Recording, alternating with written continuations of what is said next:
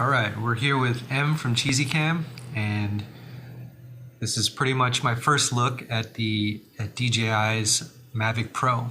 M, why don't you tell us what made you interested, or how did you first hear about the Mavic Pro? Well, we follow DJI quite a bit. We have a bunch of their drones already, and this had come out after GoPro had announced their Karma, which a lot of people were excited about. But when they showed this one, it just kind of blew Karma out of the water. This was even before Karma was for sale. They just released specs. Karma doesn't have any obstacle avoidance sensors, doesn't have any visual positioning systems where it can actually fly indoors. And this one is actually more portable than the Karma. The Karma is a fairly big drone, even if you fold it up. So for the price and the feature set and the reputation that DJI had, it just seemed like the best kind of go-to drone. And everyone who's used it so far has been really impressed. I mean, I know you use the Phantom, and so what's your experience after comparing it to the Phantom? So I think right off the bat, M, if you want to see it, if you want to fold it up so people could see, how big this thing actually is when it's all folded, like that's super impressive. If you compare it to the size of a phone, it's really compact, and that's great. I mean, one thing we spoke about, while we were shooting is its discreetness. So it's really stealthy. It looks like it doesn't look like it looks like a toy almost. And I think, when you're trying to get some guerrilla shots, or you're trying to just kind of knock something out real quick, this is the type of drone that I would bring when I'm unsure of the, permitting or whatever, without breaking laws, obviously, but something that I could just kind of take out with me and not have like a full accessory bag of things. Setup time was really great, and so comparing it to the Phantom series, it's a lot faster to set up, and that was something that was really apparent. Like just that alone, unfolding it, and the props are already like You don't on even need there. to unfold this. Once you spin it, everything just kind of opens up on its own. The only other thing you have to do is just take off the gimbal lock. So there's this dome here, which is optional to fly with, but we never fly with it because of, possible glare issues. Underneath here is a gimbal lock. So if we remove this, then the camera's kind of free to move around. So that's the only thing that you have to do when you set it up. Just unfold everything, take off the lock, and then power it on. Yeah. So so compared to the Phantom, the form factor and the ease and the quick setup time and breakdown time, I didn't actually time it or anything, but it's way faster, way more convenient. One thing I did notice, and maybe it was a setting, when I was adjusting my tilt on the gimbal, the sensitivity was set really high. So that was a little bit unusual for me because I'm used to the really smooth, gimbal tilting on the Phantom 3. You can definitely set that in the software.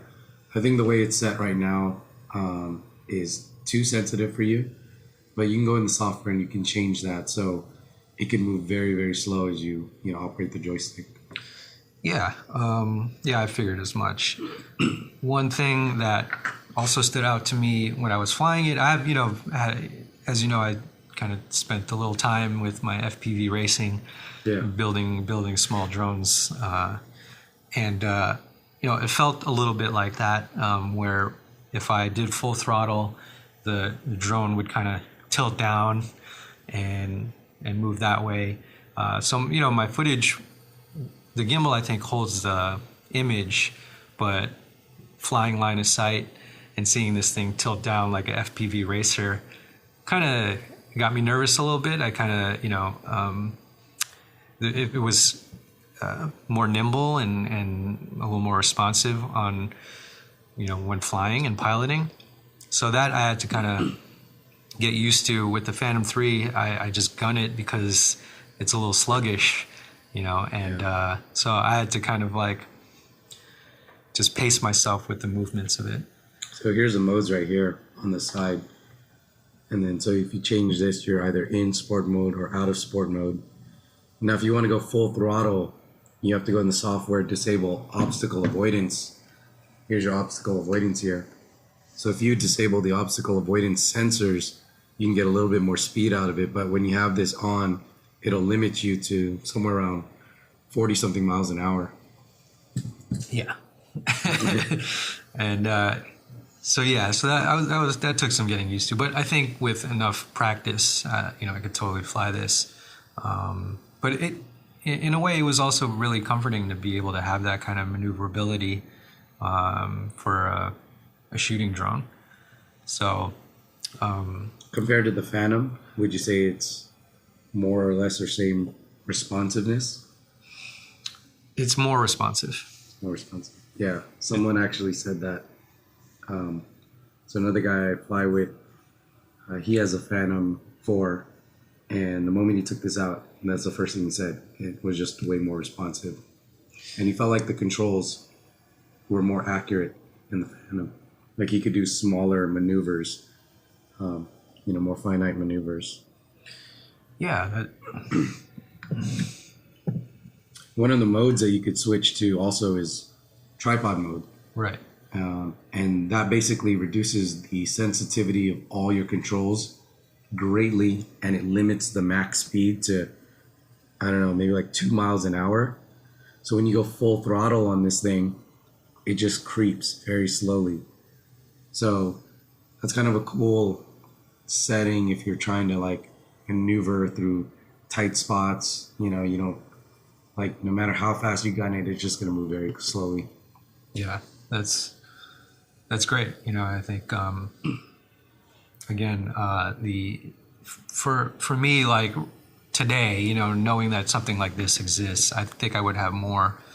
I would find myself in more situations where I would feel really comfortable with taking the Mavic out as opposed to the Phantom 3. And I've gotten pretty quick at setup and breakdown and being really kind of covert about flying my drone. But again, like you said earlier today, this doesn't draw as much attention to itself, I think. And I also, I have a feeling that DJI's Phantom, just the form of it, is kind of like ingrained in a lot of people's minds as like, that's a drone. Definitely in the media, that's always the picture that they use. If something bad happens, drone on the White House lawn, that's always the image that they're going to use. So it's a different color. It looks like you said, it looks like a robot. It looks like a flying robot. Yeah, it's a lot less. It's quiet compared to the Phantom.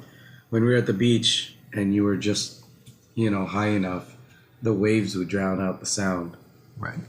I don't think it's going to replace the bigger drones, but it's just one of those things that you just find yourself having it with you all the time. And so you end up getting more footage, more usable footage. And the stability and size of it, and just the way this operates, it really instills confidence. I find myself flying it indoors without any hesitation. It's just that stable. I have the Inspire 1, which also has visioning position sensors underneath, but that I would not trust indoors. That kind of drifted quite a bit, but yet this one is pretty rock solid. So we've flown it indoors quite a bit in businesses. This also has some of the features that the Phantom 4 has, with like the tracking feature. Right. Yeah. Follow me and tracking and point of interest. One thing that you showed me, the point of interest where it was tracking a subject, was pretty cool. So it was kind of revolving as a subject was moving. Yeah. Is that so? It's a similar feature to point of interest where And the first feature that in the first point of interest feature they released, you would have to hover directly over your subject. Then you would set point of interest, and then you would pull backwards from that center point. So you pull back like 30 feet. And then when you turn it on, it would just circle 30 feet from the center point. Whereas this active track now, you can highlight a subject in your frame, and then you could select either going clockwise or counterclockwise, and it will rotate around that subject, even if that subject is moving. So if a car was driving down the road, it will follow the car as well as rotate around the car at the same time. So that's pretty cool. It is really cool. And I with the original point of interest mode, I would always find myself like not really hitting the center of the circle. It'd kind of be out of frame. Yeah, and I'd have to kind of make these micro adjustments. Yeah, this one you see it. It actually shows you what it's locked on to. Yeah. And then it just tracks it the whole time. That's that's super cool. I could totally see myself doing some really fun shots with that. So let's talk about some of the accessories. So you got the bundle, and so what did that come with? So we got some extra batteries, but when you buy the bundle, it comes with extra batteries. So we ended up getting 2 additional ones. The bundle includes this little charging hub that could do 4 batteries. Now they won't charge at the same time. You can see it's charging this one. As soon as this is full, it'll move to the next one and then to the next one. So it's something that you're going to leave overnight. It's not going to charge it all together. But the charging cable itself looks like this. And this actually goes directly into a battery. So you just plug it in like this, and that would charge the battery. But with the hub, you would plug it into the hub.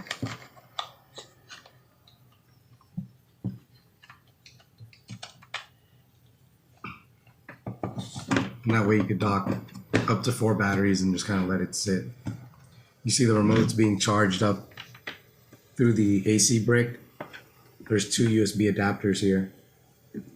And so this remote is charged via USB. And when you open this up, that's where you cradle your phone. And then there's a cable here that connects your phone to the controller. It also comes with a bag. We don't have the bag here. This is a different bag. You also get the cigarette lighter adapter for your car, so you could charge in your car. Some extra cables. And like this charging hub. And these are like extra props. So if you have to replace your prop, this charging hub here allows you to take one of the batteries, attach the hub. Now you have 2 USB ports. We actually use our batteries to charge our iPhones, but really what this is used for is so you could recharge your remote out on the field. The remotes last a long time though. We rarely have to charge this up. Really cool. Yeah, that's, and so the reason these batteries are smaller is they're 3S. The Phantom series was 4S size batteries.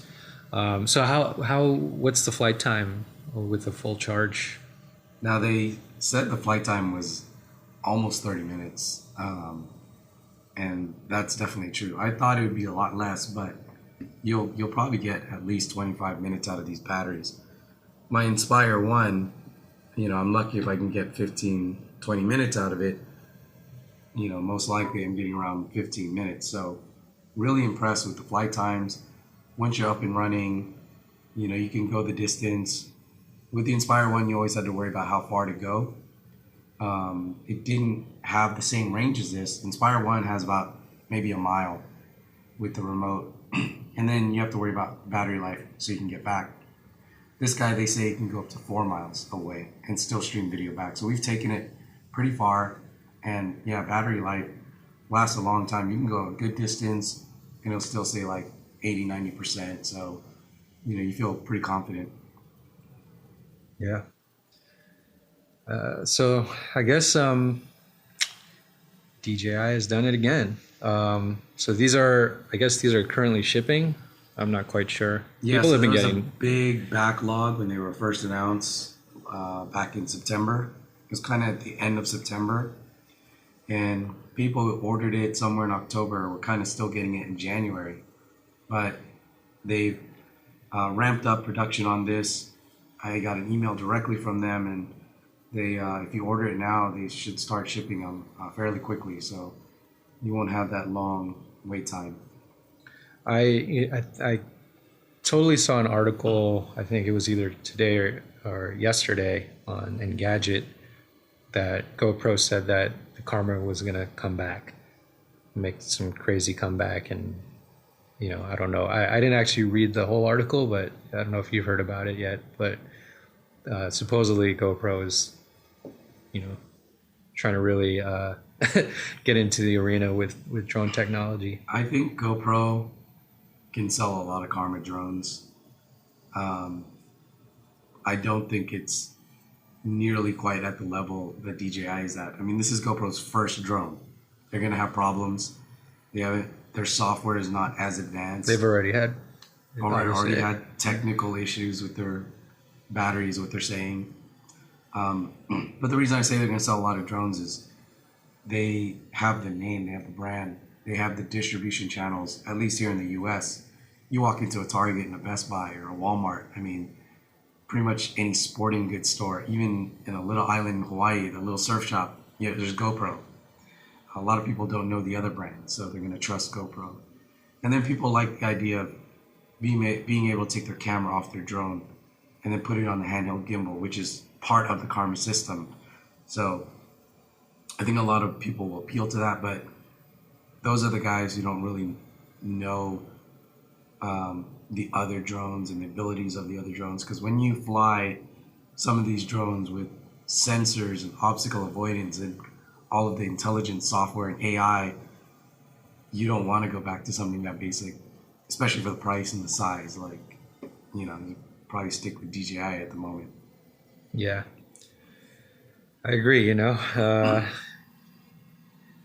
this is great. I mean, yeah, I would totally pick this up. Again, I think the form factor is just so appealing. The fact that I don't have to unscrew props each time